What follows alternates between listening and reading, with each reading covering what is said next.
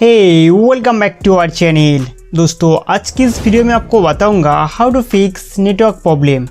अगर आपके फ़ोन पे किसी भी कंपनी का सिम कार्ड इंसर्ट है और उसमें नेटवर्क नहीं आ रहा है तो इसे ठीक कैसे करें। दोस्तों मैं आपको स्टेप बाय स्टेप सेटिंग्स बताऊंगा, तो आप फॉलो करते रहिए। सबसे पहले आपको फ़ोन के सेटिंग्स में जाना होगा। सेटिंग्स को खोलते ही कुछ इस तरह का इंटरफेस दिखाई देगा। नेक्स्ट यहाँ पे कनेक्शन एंड शेयरिंग में जाना है। उसके बाद नीचे आइए, यहाँ पर और एक ऑप्शन मिलेगा reset wifi mobile network and Bluetooth, इस पर क्लिक करना है। दोस्तों कभी कभी हमारे फ़ोन में गलती से नेटवर्क सेटिंग्स चेंज हो जाता है या फिर नेटवर्क आईसी में अस्थायी त्रुटि दिखाई देते हैं, जिसे हम सिर्फ नेटवर्क सेटिंग को रीसेट करके ठीक कर सकते हैं।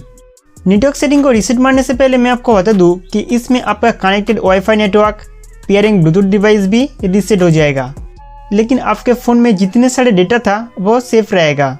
नेक्स्ट उस सिम कार्ड को सिलेक्ट करना है जिसमें नेटवर्क नहीं आ रहा है। नेटवर्क सेटिंग्स को रीसेट मारने के लिए रीसेट सेटिंग पर क्लिक करेंगे, उसके बाद ओके कर देना है। नेटवर्क रीसेट करने से आपके फ़ोन पर नेटवर्क सिग्नल तो आ जाएगा, लेकिन इस फ़ोन को एक बार रीस्टार्ट कर लीजिए। रीस्टार्ट का मतलब है फ़ोन को एक बार स्विच ऑफ करके ऑन करना। दोस्तों बेसिकली नेटवर्क सेटिंग्स को रीसेट मारने से हमारा जो प्रॉब्लम है वो दूर हो जाता है।